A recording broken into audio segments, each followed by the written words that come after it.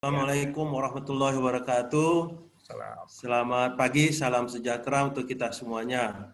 Salam hormat saya kepada Pak Arif Zamhari, kepada Prof. Fauzan, kepada rekan saya Pak Yusuf, dan dosen-dosen UIN Ya. Syarif Hidayatullah Jakarta. Ini Ya, termasuk terutama mahasiswa yang Prof di sini, mahasiswa pasca, mahasiswa ya, ya. terutama yang ngambil S3 nih katanya ya. Ada Bu Nia, Bu Suci, ya dan sebagainya. Izin saya share screen ya. Ya, Prof. Oke. Em, Oke, bisa dilihat ini. Ya, bisa, Prof. Oke, coba saya, ini bisa dilihat. Ya, bisa. Oke, terima kasih Pak Yusuf. Jadi saya akan menyampaikan lebih ke arah research trends on ICT and Islam. Ya, challenges for sustainability and scalability. Nah, jadi tadi kita udah dengar dari Prof. Fauzan ya, sangat elegan sekali mengintegrasikan ICT dengan ayat-ayat suci Al-Quran, yang mana mudah-mudahan itu bisa menjadi penyemangat kita ya, spirit kita untuk melakukan penelitian lebih dalam lagi agar ini ya kita garis bawahi jangan sampai kita menjadi budak dari teknologi ini, terutama ICT, ya, melainkan kita mesti menjadi master dari ICT ini, ya. Jadi kira-kira seperti itu. Nah, pemaparan saya akan saya bagi dalam 6 bagian.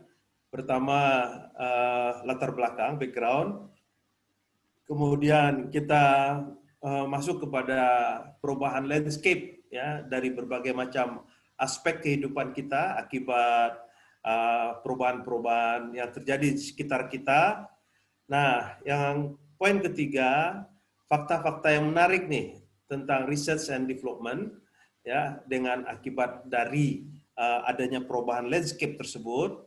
Nah, nomor 4 itu bagaimana kita menyusun strategi untuk pengembangan dari research and development ini ya, terutama bagaimana kita menjinakkan ya atau menguasai teknologi ini dalam konteks keislaman. Nah, apa tantangan-tantangannya dan terakhir rekomendasi. Oke, di dalam background kalau kita ikuti ya perkembangan teknologi dari waktu ke waktu, itu Gartner itu udah mengeluarkan setiap tahun. 2019 fokusnya di intelijen, di digital, di mesh. Ya, setiap tahun ini berubah. Tahun 2020 teknologi itu ya berorientasi ke manusia. Ini sudah masuk ke masyarakat 5.0. Kembali lagi kepada manusia. Kemudian lingkungan yang smart ya. Lingkungan yang smart artinya apapun yang kita lakukan itu satu klik, one click away, semua yang kita inginkan kita peroleh. Ya, jadi luar biasa ini analisis-analisis dari berbagai macam international company yang mengkhususkan untuk mengkaji perkembangan teknologi. Nah, tahun depan apalagi walau alam ya. Kalau kita lihat perkembangan teknologi ini, belum sempat kita menguasai satu teknologi, ya besoknya sudah berubah. Jadi life cycle ya atau lifetime dari teknologi itu makin lama makin singkat. Nah, ini nanti ada kaitannya dengan risetnya kita. Ya, kalau riset kita itu waktunya atau masa hidupnya pendek, ya, atau terbalik, kalau riset kita itu masa hidupnya, lifetime-nya panjang, gitu ya, padahal sebenarnya keadaan berubah dengan cepat, gitu. Nah, ini akan terjadi diskrepensi. Ya, begitu juga kalau kita melakukan penelitian yang sebenarnya masalah-masalah masa lalu ya yang sudah terlewatkan, orang sudah berhadapan dengan masa kini maupun masa akan datang ya, sehingga kita perlu menempatkan konteks riset nantinya bagaimana agar masa depan itu bisa lebih baik. Nah, kemudian dengan adanya perubahan teknologi tadi, ya apa yang kita sebut dengan revolusi industri 4.0, kita sebenarnya masih belum juga berubah. Padahal spirit dari perubahan teknologi itu memaksa kita berubah. Ya, kita belum juga berubah itu.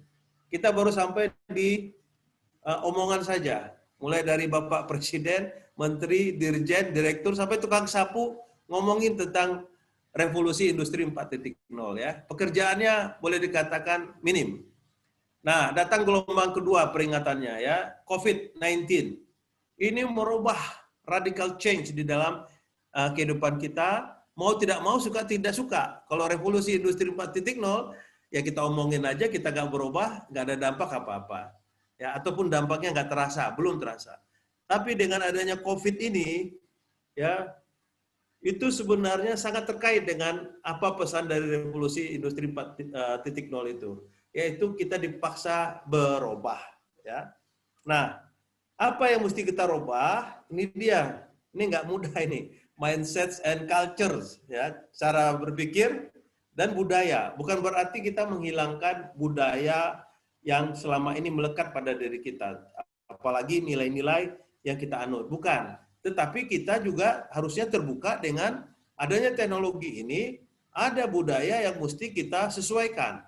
Ya, seperti yang baru-baru ini kita alami saja. Bagaimana kita melakukan pembelajaran online. Seringkali kalau kita lihat, pembelajaran online itu hanya memindahkan yang tradisional ke dalam bentuk digital.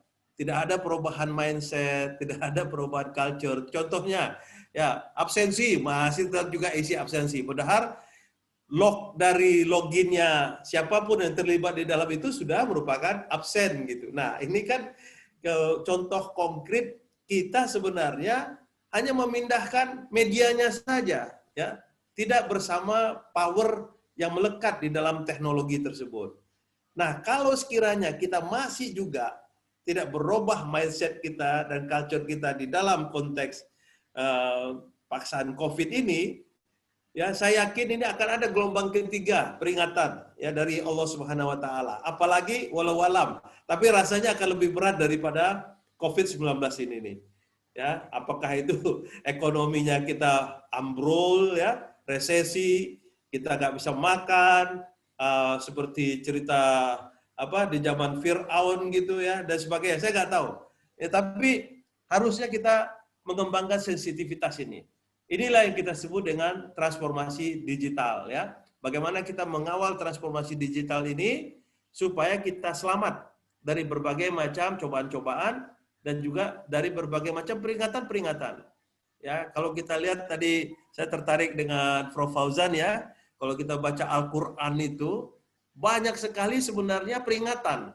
Sudah kuhancurkan kaum Ad, sudah kuhancurkan kaum Nuh, sudah kuhancurkan Fir'aun, sudah kuhancurkan kaum Bani Saleh, apa segala macam lah. Ya, apakah kamu tidak berpikir? Ya, apalah takirun katanya gitu ya. Itu sebenarnya peringatan. Peringatan yang kenapa Allah menghancurkannya ya?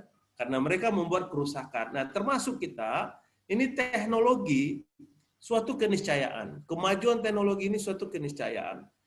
Nggak bisa kita hindari. Sunatullah ini ya. Nah, kalau kita nggak secepatnya menguasainya melalui research, ya mungkin akan ada gelombang ketiga yang mudah-mudahan lah ya itu tidak terjadi dengan doa kita gitu. Saya membayangkan sungguh berat. Yang kedua ini saja peringatan COVID ini sudah sangat berat. Ya akibatnya kita kadang-kadang sudah nggak peduli. Ya kalau mati-matilah begitu ya. Kita kumpul-kumpul, nggak pakai masker ya dan sebagainya. Baik. Nah ini dia tadi disrupsi memotivasi perubahan. Ya terjadi disruptif. Coba lihat di sekeliling kita terjadi disruptif. Nah nanti dampaknya, apakah kita di dalam Tridharma perguruan tinggi terutama masih seperti biasa-biasa saja, business as usual, ya kita lihat. Oke, nah ini saya jadi ikut-ikutan Prof. Fauzan ini, ya ada peringatan untuk kita. Yang juga ini bukan hanya suatu bangsa atau kaum ya, ini individu juga, ya institusi, organisasi.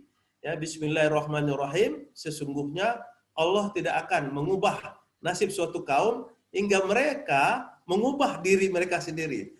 Allah sendiri sudah mengingatkan ini ya. Dan yang kedua, peringatannya itu sebenarnya kalau kita baca apa yang disampaikan oleh Charles Darwin tahun 1884. Dia mengatakan bahwa yang akan survive itu bukanlah yang paling cerdas, bukan juga yang paling kuat, tapi yang paling bisa beradaptasi terhadap perubahan. Ya, jadi dua peringatan itu. Nah, sekarang ini ada di hadapan kita, gimana kita mensikapinya. Oke, what next? Sudah, kalau kondisi sekarang ini darurat, masih jugakah kita melakukan hal-hal yang sebelumnya kita susun, kita rencanakan dalam kondisi yang normal? Jangan, ya. Bukalah pikiran kita ini, buka hati nurani kita ini, kita harus yang namanya dalam teori itu harus merumuskan emergent strategi. Apa nih strategi baru kita ini untuk mensikapi ya baik saat ini kita sedang menghadapi COVID ya ataupun setelah itu. Yang mana ya soyogianya atau dalam logika kita pun setelah COVID suasana sudah nggak sama lagi dengan yang sebelumnya ya. Things will never be the same again. Ya kita udah mungkin terbiasa ketemu seminar melalui webinar begini, ataupun nanti kita blended, ada yang ketemu muka, saya lagi di jalan, saya bilang saya mau pakai online saja, pakai Zoom, pakai Google Meet, ya dan seterusnya. Jadi harus realize nih kita, harus kita sadari. Nah, semua latar belakang tadi merubah banyak landscape dalam berbagai kehidupan kita. Ya, pertama, landscape untuk pembelajaran berubah total. Ya, makanya muncul istilah Merdeka Belajar dan Kampus Merdeka ya, walaupun ini muncul sebelum COVID. Tapi sudah kita identifikasi bahwa cara belajar mengajar kita selama ini nih ada yang kurang pas ya. Kita masih memaksakan mahasiswa kita masuk ke kelas.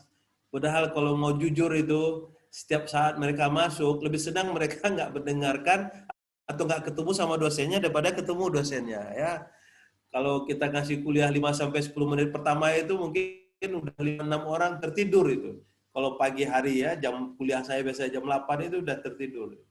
Ya, jadi kita sebenarnya pembelajaran tradisional tatap muka itu kalau menurut hemat saya ini ya, itu melanggar hak-hak azazi manusia ya karena kita paksakan orang satu kelas dengan perlakuan yang sama. Nah, diingatkan ini kita dengan teknologi dan dengan COVID. Belajarlah yang lebih adaptif, yang lebih fleksibel, yang lebih agile, yang lebih personalized, yang lebih kontekstual, yang lebih relevan, lebih manusiawi, lebih merdeka dan seterusnya dan seterusnya. Oh, enak sekali nih. Ya mungkin kawan-kawan yang pernah kuliah atau sekolah di Amerika ini merasakan sekali. Ya, beda sekali. Nah, saya waktu dicanangkan Merdeka Belajar dan Kampus Merdeka ini sebenarnya bagi saya tidak ada yang berubah. Karena selama saya mengajar lebih kurang saya buat seperti itu. Jadi kalau ada mahasiswa saya tidur, nggak saya ganggu. Yang saya marah itu kalau mahasiswa saya lagi ngasih kuliah, dia ikut ngobrol. Ya, dia ketawa-ketawa sendiri karena membaca sosial media. Itu saya suruh keluar. Tidak hanya saya suruh keluar, saya penalti langsung dapat E. Nggak boleh lagi masuk. Kecuali dia minta maaf, dan itu juga bukan dia saja yang minta maaf. Orang tuanya saya suruh ikut. Ini saya praktekkan ya waktu saya masih di UI. Oke, nah apalagi yang berubah? Cara bekerja juga orang berubah ya. Kalau orientasi mahasiswa dari UIN ini semuanya mau jadi pegawai negeri di Kementerian Agama, itu peluangnya cuma 0,0001 itu Pak Yusuf ya. Jadi rubah itu mindsetnya ya. Jadi saya banyak bicara sama teman-teman di UIN ini bingung merumuskan capaian pembelajarannya apa ya. Nanti lulus mau jadi apa? Saya bilang ya kalau mau jadi guru ngaji ya buat itu jadi guru ngaji. Tapi nggak ada gajinya Pak. Ya nggak apa-apa. Yang penting bisa survive. Ya jadi cara bekerja pun orang berubah.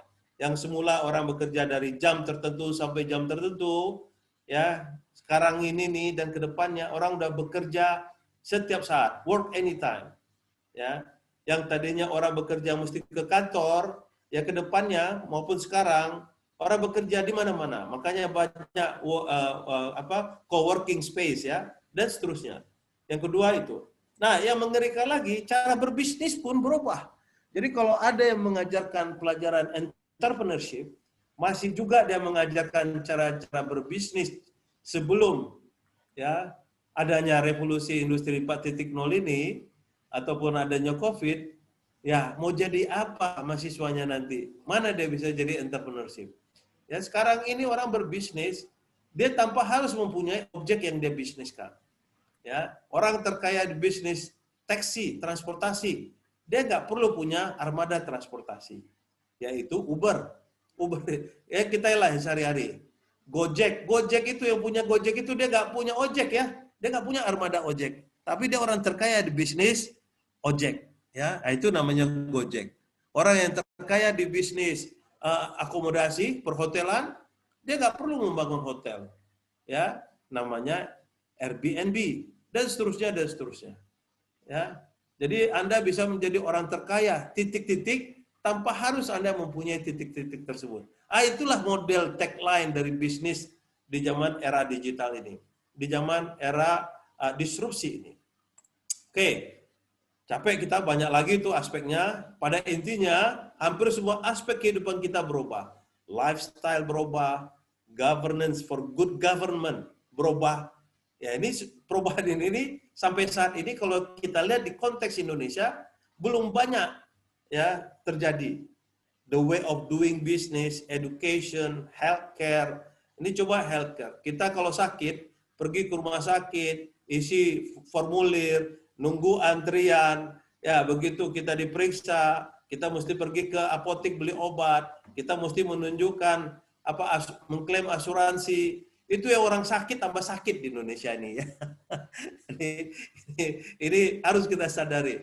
Ya, kalau di model yang baru, satu klik aja, apotek datang obatnya, asuransi dibayarkan klaimnya kita, ya layanan medis kita dapatkan ya dan sebagainya. Ya. Oke. Nah, apa interesting facts dari research and development ini? Kita lihat, saat ini nih kita itu kalau meneliti seperti orang buta melihat gajah. Oh, penelitian itu panjang, bulat, ya bisa dibelok-belokin. Oh tidak, penelitian itu tuh keras, runcing, tajam. Oh tidak, penelitian itu tuh lebar, bisa dikipas-kipasin, ya, dan seterusnya dan seterusnya. Itulah yang terjadi saat ini, ya. Mungkin saya terlalu keras untuk mengatakannya, tapi that's the fact. That's the fact. Penelitian kita boleh dikatakan ya tidak begitu komprehensif. Nah, ya akibatnya apa? Atau yang kita praktekkan itu pieces and fragmented. Ya, si A melakukan riset sendiri, si B melakukan riset sendiri, ya si C melakukan riset sendiri, lack of coherency, lack of relevance, up to dateness, lack of sustainability. Kenapa? Berhentinya hanya sampai di sini, buat laporan, publikasi. Mending itu publikasinya monumental ya. Nah, ini tinggal konsultasi sama Pak Yusuf ini, di mana kita bisa mempublikasikannya. Jadi impact-nya boleh dikatakan nggak ada ya. Ke Pak Usni itu, Prof. Pak Usni. Ya, Pak Usni. Ada nggak ada Pak Usni di sini? Ada dia. Pasti dia ketawa-ketawa tuh ya. Jangan. Kita harus tidak hanya berhenti di laporan, tidak hanya berhenti di publikasi, tapi harus ada impact-nya. Ya, impact-nya mau ke theoretical, mungkin terlalu susah, tapi ke praktikal. Ya harus ada, harus dirasakan. Nah, untuk mendapatkan itu, kita mesti ngapain nih? Nah, ini dia. Strategies to develop research and development on ICT and Islam. Ya. Jadi, kita lihat dulu. Indonesia ini luar biasa kaya ya. Tanya itu Prof. Fauzan itu. Nggak ada rasanya di dunia ini sekaya Indonesia.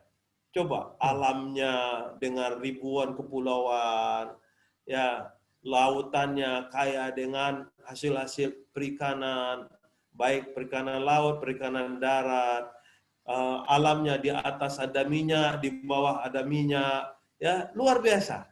Ya coba lihat negara-negara mana, nggak ada rasanya yang selengkap Indonesia ini nih. Tapi kelihatannya kita take it for granted, orang lain yang menikmati. Begitu orang lain yang menikmati, kita marah-marah. Ya. Coba kalau kita mau bertanya ini, ya mungkin ini debatable. Saya itu selalu berenung. Kenapa waktu kita lagi kaya-kayanya dengan hasil minyak bumi, ya jurusan perminyakan di ITB itu tuh tidak mengerjakan hal-hal yang artinya kenapa mesti perusahaan-perusahaan asing yang masih menguasai perusahaan minyak, misalnya gitu ya.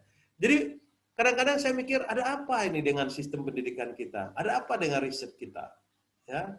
Banyak lagi contoh yang lain, ya. Penyakit trofis, penyakit tropikal itu tuh paling kaya kasusnya di Indonesia, ya. Tapi nanti ahli-ahlinya datangnya dari luar negeri. Kenapa? Ya. Nah, untuk itu, kalau kita lihat akar permasalahannya, kita tuh terperangkap, trap, ya, di penelitian yang sifatnya silo, stand alone, nah, istilahnya ya. Itu tadi, dari tahun ke tahun, saya ingat tuh baru pulang dari Amerika 94-95, langsung masuk mengusulkan penelitian namanya RUT, riset unggulan terpadu, ada namanya terpadu. Yang ngerjain saya, beberapa mahasiswa saya, dapat grant-nya, laporkan, waktu itu malah nggak ada publikasi. Ya, selesai. Habis itu, 2 tahun, cari lagi grant. Ya, topiknya harus berbeda. Kalau sama, malah nggak disetujui. Gitu. Jadi, ada juga kita harusnya sama, tapi ada fase berikutnya. Malah nggak disetujui, mesti cari topik yang lain. Ya, jadi kita terperangkap dengan mekanisme administrasi kita yang selama ini, ya, baik kita sadari maupun tidak, yang membentuk kita dari tahun ke tahun, ini termasuk saya ini, melakukan riset itu tuh ya stand alone.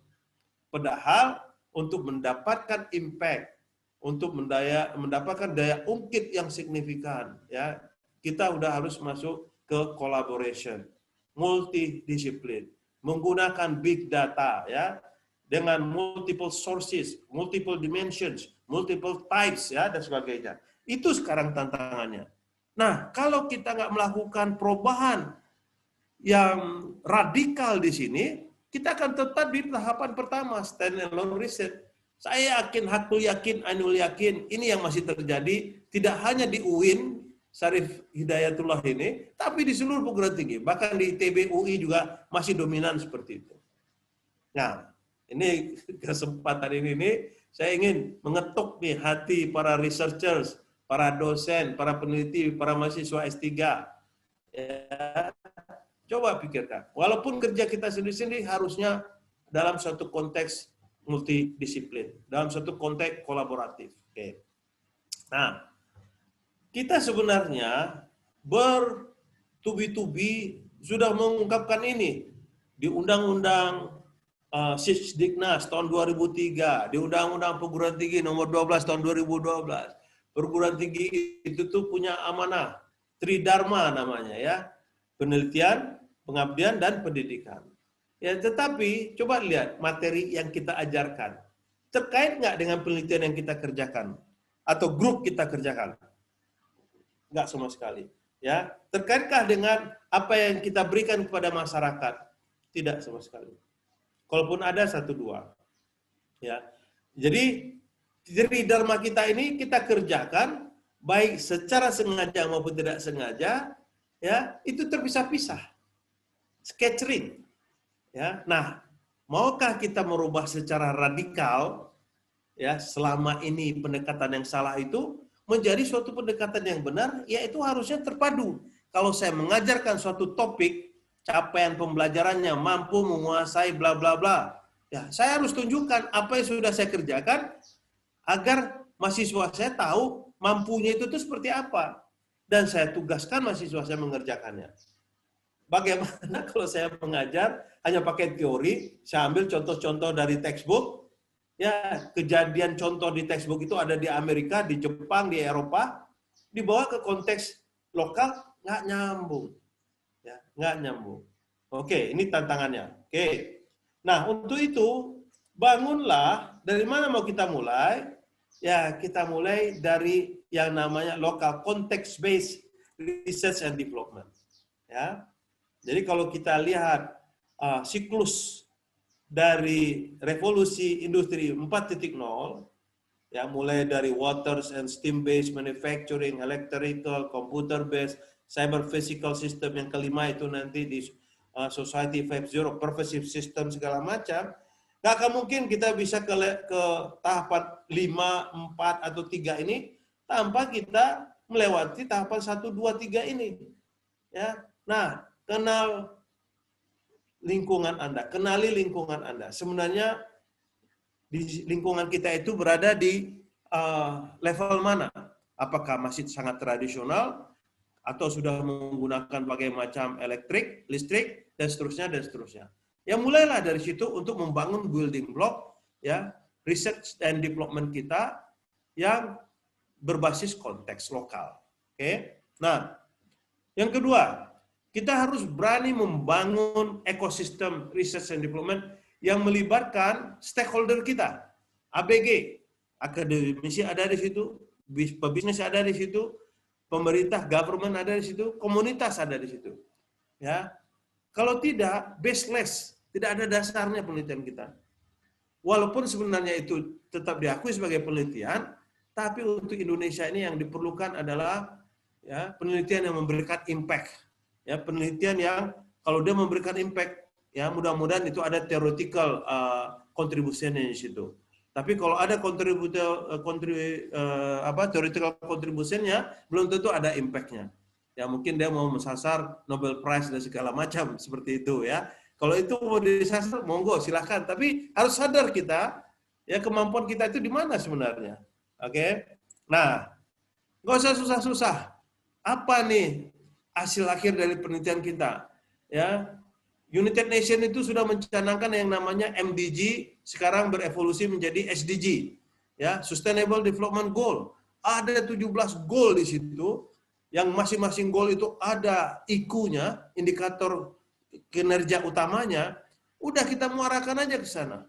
Sehingga apa yang kita kerjakan, sekecil apapun itu, ya jelas kontribusinya di dalam konteks lokal, nasional, maupun internasional atau global, ya. Nah, silakan ini didalamin, ya itu ada 17 goal, 169 target, 241 indikator, ya bawa itu ke riset agendanya kita semua. Oke. Lalu apa tantangannya?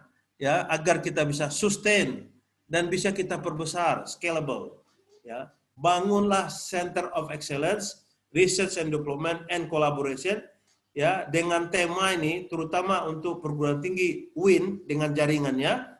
Ada UIN di situ, ada IAIN di situ, ada STAIN di situ. Ini merupakan suatu kekuatan yang luar biasa. Saya nggak tahu jumlahnya, kalau nggak salah ada 56 ya, Pak Yusuf ya? Ya, 56, Prof. Ya, itu mulai dulu dengan jemaahnya ini gitu ya. Jadikan ini sebagai role model. Yang lain itu tuh kan berduyun-duyun datang kepada riset networking dari perguruan tinggi di bawah Kemenak ini. Ya belum lagi yang swastanya, ya banyak itu sekolah tinggi agama dan sebagainya. Udah. Kenapa kita bilang di sini nih Islam and Digital Transformation? Seperti saya bilang tadi, kita berada di dalam era digital. Suka tidak suka, mau tidak mau, ya kita mesti mengintegrasikan digital ini dalam kehidupan kita. Ya. Kecuali kalau memang kita mau mengasingkan diri, tapi nggak akan mungkin, hampir tidak mungkin. Oke, nah oleh karena itu, bangun kolaborasi tadi, bangun Center of Excellence, ya sesuai dengan keunggulan masing-masing, bagi-bagi tugas kita, ya itu banyak sekali sektor kehidupan kita, yang satu dengan yang lain itu nggak akan ada satu perguruan tinggi yang bisa menanganinya secara keseluruhan, mau sektor kesehatan, mau sektor moral, mau sektor pendidikan, mau sektor banyak lah, ya. Nah, libatkan multi stakeholder tadi, ya akademisi, pebisnis, government, dan komunitas. Kemudian buat roadmap, ya ini contoh saja ini, buat roadmap bahwa hari ini nih harusnya sudah ada kemajuan dibandingkan hari kemarin. Kalau nggak kita orang yang merugi. Hari esok harus lebih baik dari hari ini. Itu roadmap, ya. Itu roadmap yang kalaupun kita gagal, ya kita bisa mengevaluasi di mana letak gagalnya. Kenapa kita gagal? Apa perbaikan ke depan yang mesti kita lakukan? Ya. Nah, yang kedua, kita harus membangun robust metodologi, ya.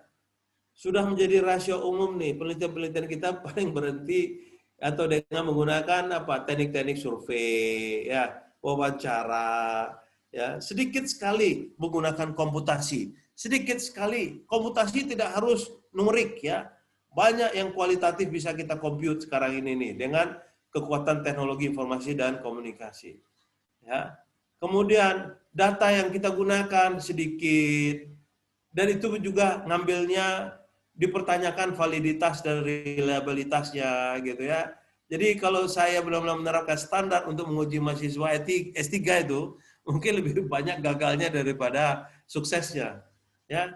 Kenapa? Metodologi kita itu dari tahun ke tahun itu saja ya.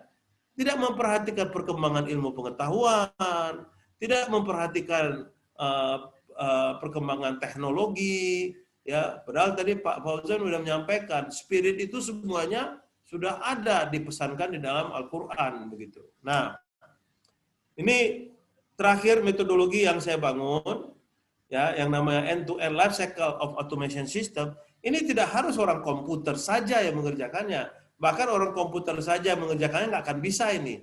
Kenapa? Harus melibatkan multidisiplin. Tadi disinggung oleh Prof. Fauzan, kecerdasan artificial intelligence ya. Kita bilang sekarang bahasa Indonesia kecerdasan artificial. Ya, hampir setiap tahapan saya ini nih memerlukan kecerdasan artificial. Karena apa?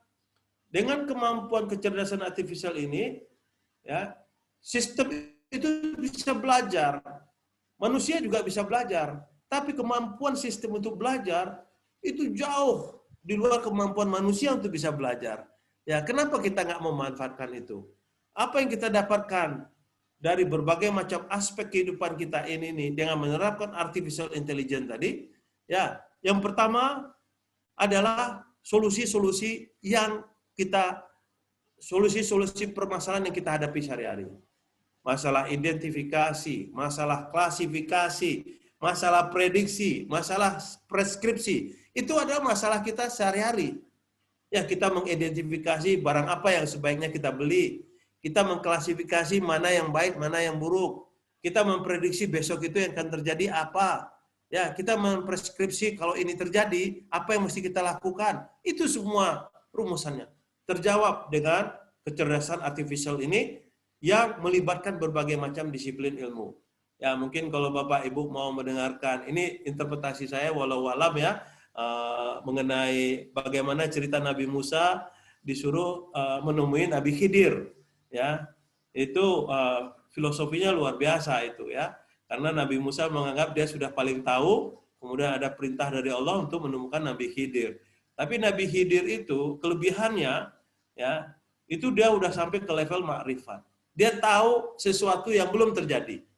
Nah, komputer yang tidak menyaingi Nabi Khidir, itulah yang dilakukan oleh artificial intelligence saat ini. Sebelum terjadi apapun, itu dengan data, pola, insight yang sudah ada, bisa diprediksi.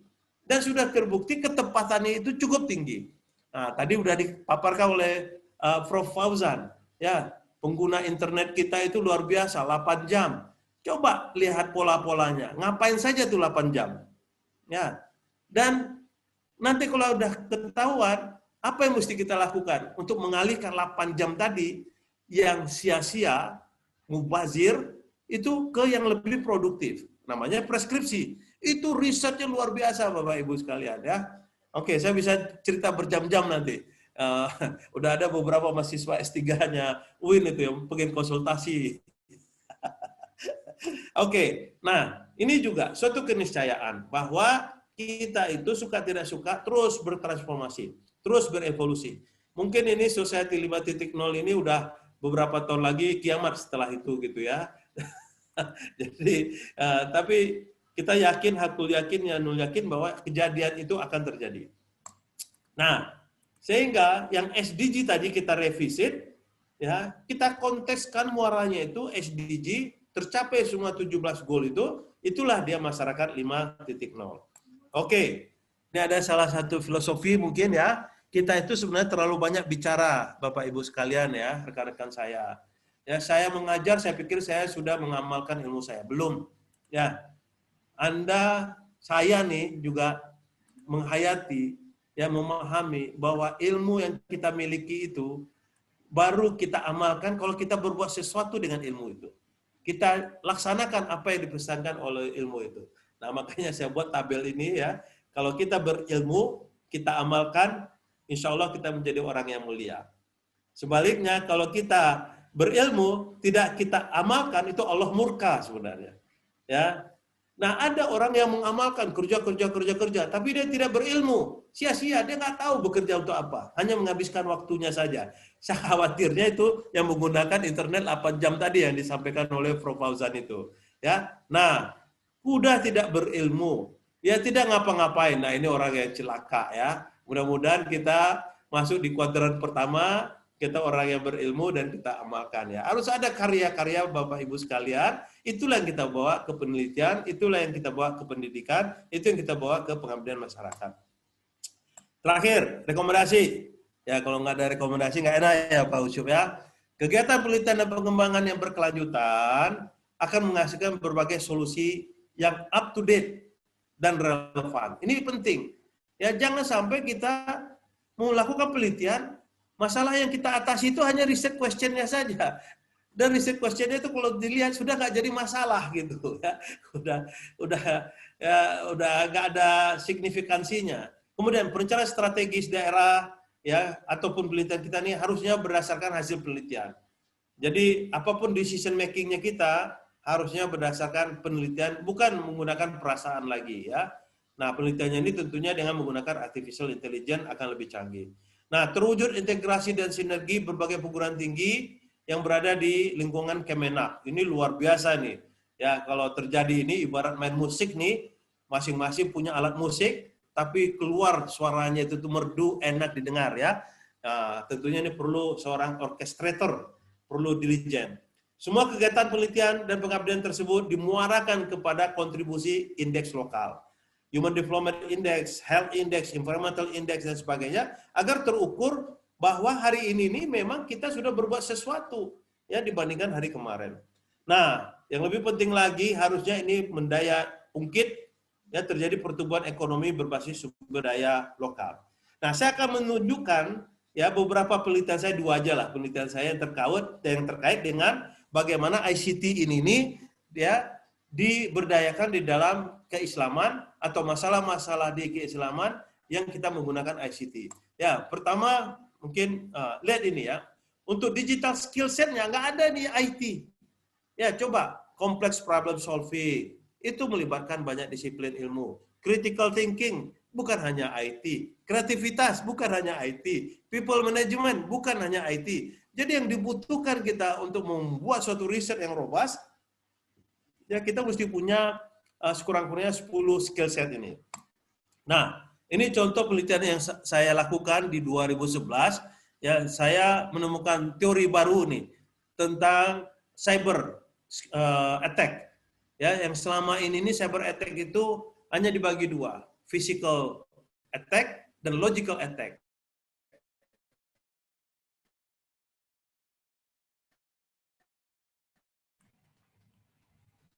Halo, profesional. Dari data-data kita temukan itu yang ketiga, sosial bahkan generasi milenial, bahkan juga generasi tua kayak saya begini ini sudah berubah nih pola hidupnya, ya. Oke, itu yang pertama. Kemudian kenapa itu terjadi? Ini dasarnya, ya. Mohon maaf ini penelitian. Kita lihat yang namanya konten-konten negatif itu bukannya menurun, meningkat itu, ya. Meningkat. Dan saya sudah memberikan preskripsi ini antara lain waktu itu di pemerintahan bagaimana mengatasinya. Minggu ini sangat meningkat ini. Apa? Ini minggu ini. Iya. Nah, ya. Jadi saya yakin ini akan meningkat terus Pak Yusuf ya. Jadi ini tantangan kita semua. Ini tidak memerlukan orang IT saja, ini memerlukan multidisiplin. Ya, berbagai macam prodi di UIN itu bertanggung jawab ini ramai-ramai. Bagaimana kita memberikan preskripsi solusi terhadap degradasi akhlak ini. Ini data ini Bapak Ibu sekalian. Ini penelitian saya 2011. Ya udah capek saya ngomong tentang begini nih ya, udahlah. Ya, tapi di setiap kesempatan kalau ada saya tunjukkan. Yang kedua, ini yang terbaru. Ini yang terbaru mengenai hoax. Orang cerita hoax segala macam. Ya, hoax itu tuh tidak akan bisa dibendung. Lawang setiap orang bisa menciptakan redaksi kok. Setiap orang bisa mempublikasikan apa-apa, ya. Jadi kalau ada yang bilang ini hoax detection, no, saya nggak yakin. Yang bisa kita lakukan men-trace, ya, dari suatu berita ke berita yang lain itu berubahnya bagaimana, siapa yang merubahnya, dan orang ini nih kredibilitasnya seperti apa, baru kita tahu. Ya, ini yang namanya tabayun ya, diajarkan di dalam agama kita. Ya, dikasih kita teknologi, dikasih kita ilmu pengetahuan. Ya, ini nih banyak sekali contoh-contoh berita yang cenderung ya inconvenient dan merubah, menggiring public opinion. Ya, ini mungkin kita rasakan. Ya, misalnya ini Jokowi sebut data-data yang kerap disampaikannya bukan karangan. Ya, nanti kita lihat data jagung berbeda. Jokowi dari kementerian, saya nggak ngarang. Itu kan dua berita yang bertolak belakang gitu ya. Lalu mana yang mau kita, satu dari Sindo News, satu dari Detikcom, datang dari Indonesia Site. Juru bicara Prabowo Sandi, Jokowi impor gandum besar-besaran. Wah, ini ya. Ini tidak ada hubungannya dengan politik, tapi ini berlangsung terus ya. Masalah COVID itu masalah kesehatan, tapi bisa masuk ke masalah pilkada, bisa masuk kepada masalah ekonomi. Ya banyak nih, Republika ditagih jadi stop impor. Wah, ini nih perang baru yang mendorong kita malah makin dekat ke jurang kehancuran. Itulah yang namanya buzzer dan influencer ya. Ini Yusuf jangan menciptakan pekerjaan buzzer dan influencer ya. Ya, dibayar lagi orang itu. Dan ada lagi ininya apa? Orkestratornya. Ya, tinggal setiap pagi itu kerja si orang ini membuat berita, kemudian dia suruh buzzernya untuk blast berita-berita itu. Nanti dihitung lagi sentimen analisisnya. Nah, dengan dihitung sentimen analisisnya, udah mengarah kepada yang memang diinginkan. Ya, jadi Allahu Akbar ya, nauzubillah min zalik. Ngeri nih kita saat ini nih Bapak Ibu sekalian. Ayolah, ini orang-orang UIN ini harusnya paling kompeten untuk melakukan penelitian ini nih ya. Bagaimana sebenarnya tabayun itu tuh bisa kita terapkan. Ya, jadi udah nggak bisa dengan cara-cara tradisional. Kita dengan IT ini, tabayun itu tuh bisa kita lihat. Ya, nah kita lihat lagi ini ya yang potensial menggiring manusia tadi. Ya banyak sekali. Stok beras diprediksi berlebih. Wah, Bulog jajaki ekspor. Ya, jadi wah hebat kan? Stok beras berlebih. Nah, ini artinya kan ini sentimen positif. Nah, nanti ada lagi orang bilang ekspor beras untuk antisipasi anjloknya harga saat panen. Oke, hebat. Nanti Bulog berencana ekspor beras. Ya sudahlah, lupakan. Omong kosong katanya gitu ya. Jadi malah kita impor. Jadi luar biasa. Ya. Nah, oke lah, kita tutup aja. Tantangan ini bagaimana mengkonsolidasi kelebihan dan kekurangan dari perguruan tinggi yang ada di lingkungan Kemenak ini, masalah teknologi manusia, domain problems, budget, capacity building, satu sama lain nggak sama, tapi kalau kita berbagi di sini, insya Allah kita akan mendapatkan impact yang luar biasa. Kemudian institutional building, untuk memastikan sustainability kita, jangan lagi pemain solo, ya, jangan lagi melakukan riset secara silo sendiri-sendiri, ya, harus ada strong commitment, strong support. Nah, intellectual property dan ownership, saya kira itu Pak Yusuf, semoga bermanfaat untuk kita semuanya. Mohon maaf kalau ada yang kurang berkenan. Terima kasih. Assalamualaikum warahmatullahi wabarakatuh.